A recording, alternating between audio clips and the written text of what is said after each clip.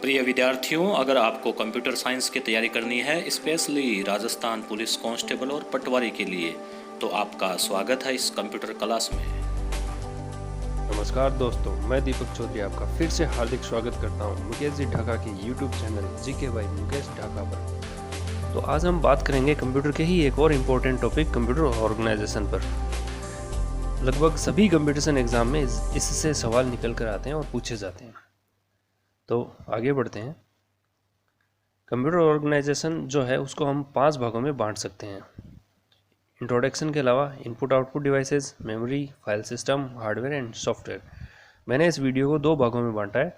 पहला अपन introduction and input output devices को लेंगे और उसके बाद अपन memory, file system and hardware and software को लेंगे, ताकि वीडियो थोड़ा बड़ा न बन जाए।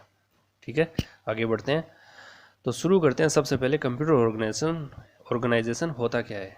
कंप्यूटर ऑर्गेनाइजेशन जो है कंप्यूटर की स्ट्रक्चर को ही कहते हैं, यानी कंप्यूटर का काम कैसे होता है, कंप्यूटर कैसे काम करता है, इसका ढांचा कैसा होता है। कंप्यूटर एक्चुअली ये टॉपिक जो है वो हमें बताता है कि कंप्यूटर सिस्टम की सभी यूनिट्स कैसे प्रॉपर एक दूसरे से कनेक्टेड या कह सकते हैं इंटरकनेक्टेड और कम्युनिकेट करती है, और कैसे इनको व्यवस्थित रखा जाता है। ठीक है, तो स्टार्ट करते हैं। ये कंप्यूटर का हम कह सकते हैं कि बेसिक स्ट्रक्चर होता है। ठीक है, कंप्यूटर के स्ट्रक्चर को हम 3 भागों में बांट सकते हैं। एक पहला है प्रोसेसर, मेमोरी, और तीसरा है इनपुट आउटपुट डिवाइस।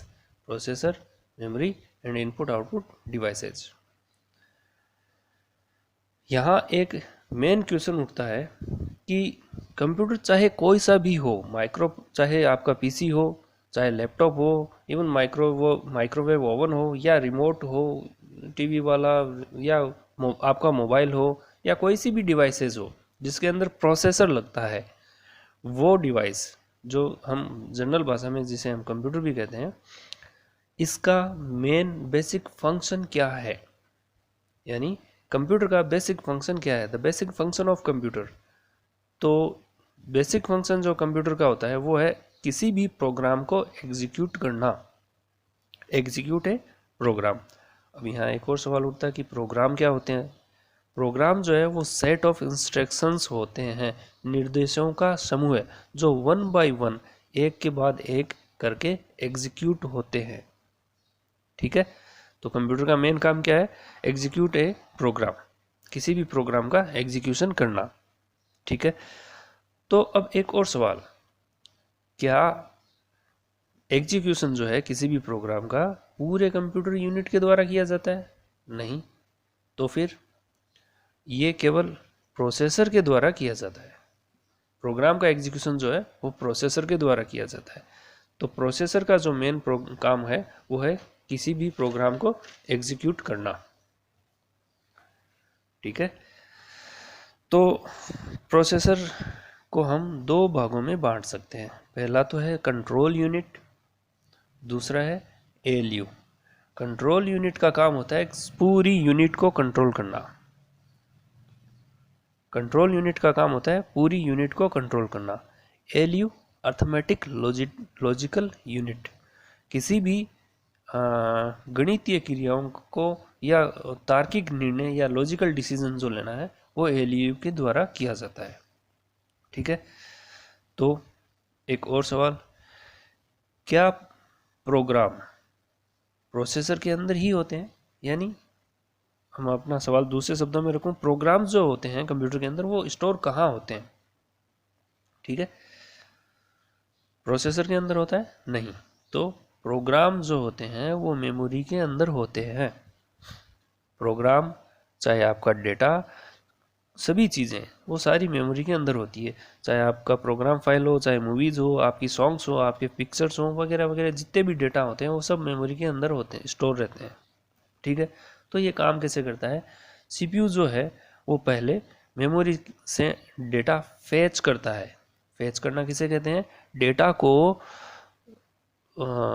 एक्सेस करके प्रोसेसर की मेमोरी के अंदर, इसके अंदर भी एक मेमोरी अलग से होती है, प्रोसेसर के अंदर लोड करता है, और उनको उस दूसरा काम होता है उसके बाद में उसको डिकोड करना। डिकोड करना का मतलब होता है उसको मशीन लेवल लैंग्वेज में कन्वर्ट करके ये ज्ञात करना कि एक्चुअल में निर्देश क्या मिला है। प्रोग्राम जैसा कि अपन ने पहले भी अभी डिस्कस किया था, प्रोग्राम मतलब सेट ऑफ इंस्ट्रक्शन, निर्देशों का समूह है। तो क्या निर्देश मिला है उसको, पहला ये set one by one execute होते हैं। तो पहला निर्देश जो उसको क्या मिला है, सपोज कीजिए किसी दो संख्या को जोड़ना है, तो सम 1+2 या 2+3, तो दो संख्याओं को जोड़ना है। डी कोड करने के बाद में जब प्रोसेसर को ये पता चलता है कि दो संख्याओं को ऐड करना है, तो उसके बाद में उसका एग्जीक्यूशन करता है ये, ठीक है। तो प्रोसेसर हो गया, मेमोरी हो गई। अब लीजिए बात, एक चीज़ और, मेमोरी कोई एक तरह की नहीं होती है। Memory is not just one device. Memory कई तरह की हो सकती है, जैसे hard disk, floppy disk, CD, DVD, pen drive, memory card, RAM, ROM वगैरह वगैरह। इसको हम आगे डिस्कस करेंगे नेक्स्ट वीडियो के अंदर, ठीक है। तो आज नेक्स्ट चलते हैं, IO devices, input output device. Input output device का मेन काम जो होता है वो कंप्यूटर के अंदर डेटा या निर्देशों का, इंस्ट्रक्शन का इनपुट लेना और प्रोड्यूस आउटपुट जनरेट करके उनको दिखाना या बाहर देना, ठीक है। Program, input output device program run नहीं करते, इनपुट आउटपुट डिवाइस डेटा या किसी भी चीज़ को स्टोर करके नहीं रखते। तो फिर इनका मेन काम क्या होता है, just given input and produce output, ठीक है। आगे बढ़ते हैं। तो सबसे पहले आज अपन डिस्कस करेंगे इनपुट आउटपुट डिवाइसेस के बारे में। चलिए जानते हैं इनपुट डिवाइस और आउटपुट डिवाइस होते क्या है। जैसा कि हम सब जानते हैं, डिवाइस का मतलब मशीन, कोई भी मशीन, ठीक है। और जैसा कि नाम से ही पता है, इनपुट मीन्स इन मतलब अंदर, पुट मतलब रखना, ठीक है। तो समझने के लिए हम ये कह सकते हैं कि वे मशीनें जिनके द्वारा कंप्यूटर के अंदर कुछ रखा जाता है, वो मशीनें इनपुट डिवाइस कहलाती है। हालांकि ये टेक्निकल डेफिनेशन हम नहीं कह सकते, इसको टेक्निकल डेफिनेशन के लिए हम थोड़ा इसको चेंज करते हैं। वे मशीनें जिनके अंदर, अब कंप्यूटर के अंदर क्या रखा जाता है, डेटा रखना। अंदर रखने को हम टेक्निकल वर्ड यूज़ कर सकते हैं कि फीड। तो वे मशीनें जिनके द्वारा डेटा फीड किया जाता है, ठीक है, वो इनपुट डिवाइस कहलाती है। तो जिनके द्वारा कंप्यूटर को कोई भी डेटा प्रोवाइड करते हैं या कोई भी इंफॉर्मेशन प्रोवाइड करते हैं, उन सब को हम क्या कहते हैं, इनपुट डिवाइस कहते हैं, ठीक है। वैसे ही आप लीजिए आउटपुट डिवाइस, वे मशीनें जिनकी सहायता से रिजल्ट प्राप्त किए जाते हैं, वो आउटपुट डिवाइस कहलाती है, ठीक है। कोई भी रिजल्ट लेना या कोई भी इंफॉर्मेशन उससे प्राप्त करना, वो आउटपुट डिवाइस कहलाती है। आगे बढ़ते हैं, इनपुट और आउटपुट डिवाइसेस कौन कौन सी हो सकती है ये सब देखने के लिए। तो सबसे पहले आता है इनपुट डिवाइस का, पहला इनपुट डिवाइस का टाइप्स जो है कीबोर्ड। कीबोर्ड, जैसा कि हम सब जानते हैं कि कीबोर्ड जो है सबसे कॉमन और पॉपुलर इनपुट डिवाइस है, जो कि कंप्यूटर डेटा को इनपुट करने के लिए काम में लिया जाता है। दोस्तों कीबोर्ड जो है, कीबोर्ड के अंदर लगभग 104 या 108 कीज़ का कीबोर्ड होता है, जो इनपुट के लिए काम में लिया जाता है, जिसके थ्रू आप डेटा इनपुट कर सकते हो और इंस्ट्रक्शन डाल सकते हो। इनमें कुछ एक कीज़ मैं आपको बता देता हूँ।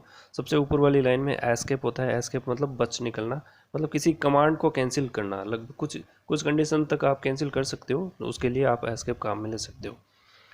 अगली कीज़ है F1 2 3 4 एंड करके एंड सो ऑन 12 तक। F12 ये फंक्शन कीज़ कहलाती है। फंक्शन 1 F1 मोस्टली, जैसे F1 जो है वो हेल्प के लिए काम में लिया जाता है, शॉर्टकट है हेल्प के लिए, ठीक है। वैसे ही अलग अलग एप्लीकेशन के अंदर अलग अलग कमांड इनके थ्रू स्टोर रहते हैं। F1 F2 F3 F4 F5 and so on. तो F12 तक ये होती है।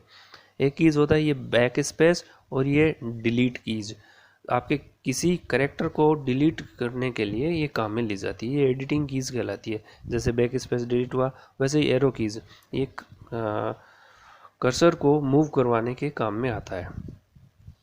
और ये जो है आपका सिंपल आपका कीबोर्ड है, जो आप स्टैंडर्ड कीज़ का कीबोर्ड आप देखते हैं वो यूज़ होता है। इनके अंदर एक टॉगल की करके और होती है, टॉगल कीज़ कहलाती है, जो एक बार प्रेस करने पर ऑन हो जाती है और एक बार प्रेस करने पर ऑफ हो जाती है। जैसे कीबोर्ड है, जैसे कैप्स लॉक है। कैप्स लॉक अगर आप एक बार ऑन कर देंगे तो आप जितना भी आप टाइप करेंगे सभी अक्षर कैपिटल के रूप में लिखे जाएंगे। जैसे पहली ABCD आप कह सकते हो, या बड़े अक्षरों में लिखे जाएंगे।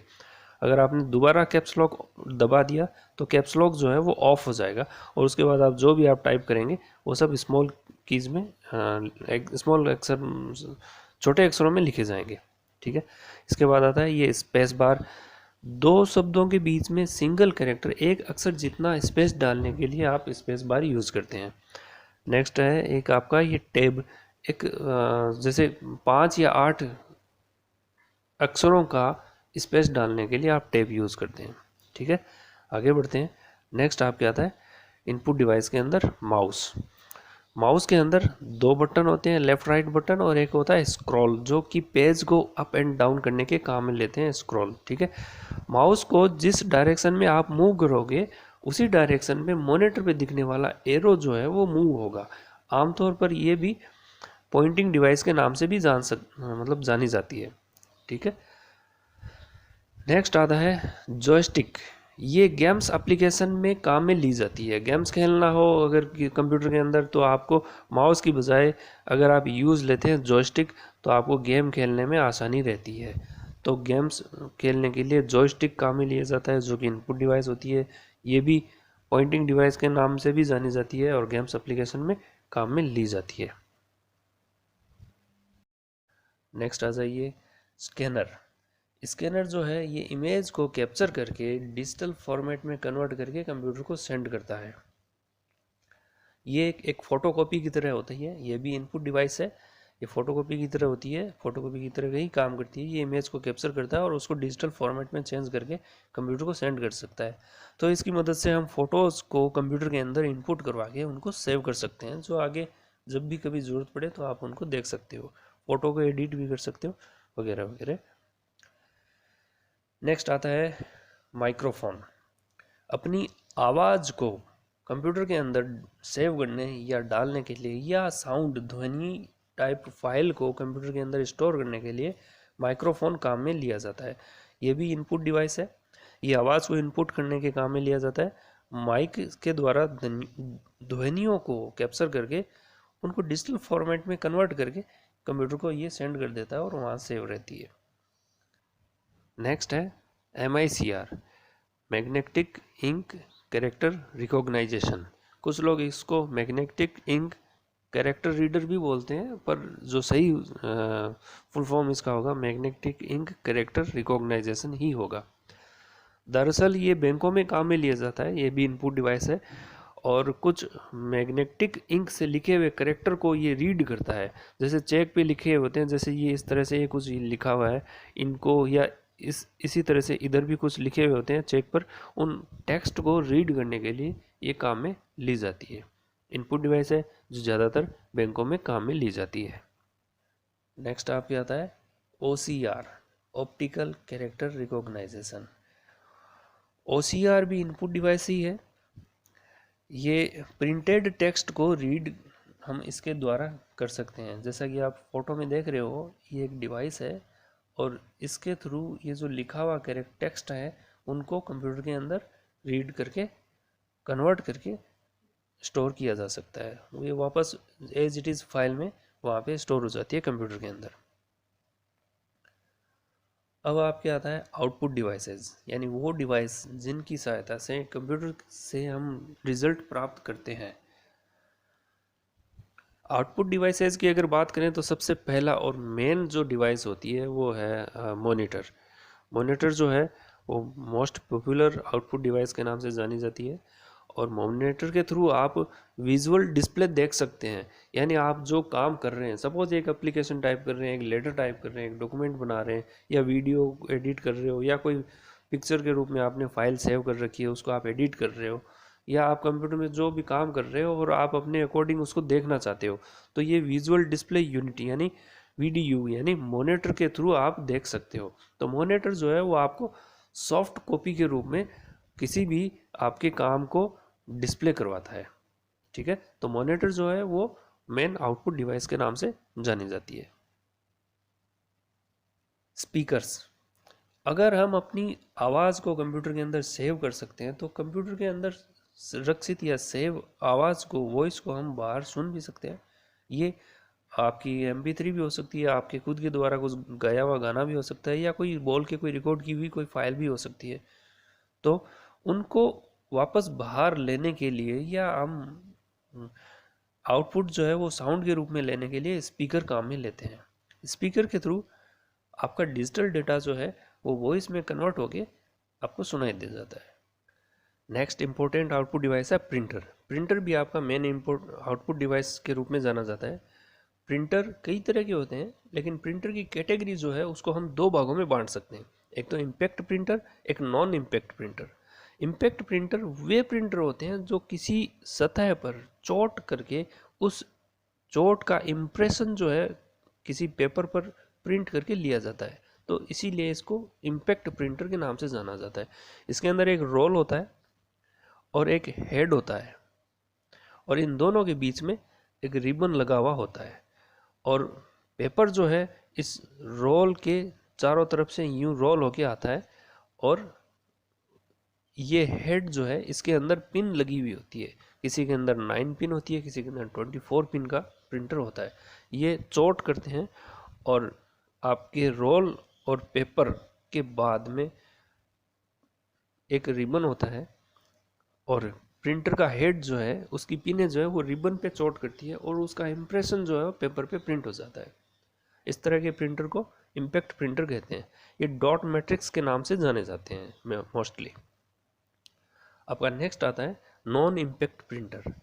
नॉन इम्पैक्ट प्रिंटर वे प्रिंटर होते हैं जिनके अंदर स्याही का यूज़ होता है, और स्याही का फ्लो करके पेपर पे स्याही को छिड़क कर प्रिंट किया जाता है। ये मोस्टली दो तरह के होते हैं, एक तो इंकजेट प्रिंटर, एक लेज़र प्रिंटर। इंकजेट प्रिंटर के अंदर स्याही जो है वो लिक्विड फॉर्मेट में होती है, और लेज़र प्रिंटर के अंदर स्याही जो है वो पाउडर के फॉर्मेट में होती है। आमतौर पर लेज़र प्रिंटर काम में लिए जाते हैं ब्लैक प्रिंटिंग के लिए, और कलर प्रिंटिंग के लिए हाँ इंकजेट प्रिंटर काम में लिए जाते हैं। हालांकि लेज़र प्रिंटर भी कलर प्रिंट होते हैं, पर वो काफ़ी कॉस्टली होते हैं। तो ये थे इनपुट और आउटपुट डिवाइसेस। अगर आपको ये वीडियो अच्छा लगा हो तो लाइक और शेयर ज़रूर करें, और अगर आप हमारे चैनल पर नए हैं या आपने अब तक सब्सक्राइब नहीं किया है तो आपसे निवेदन है, प्लीज़ प्लीज़ प्लीज़ इसको सब्सक्राइब ज़रूर करें। शुक्रिया दोस्तों।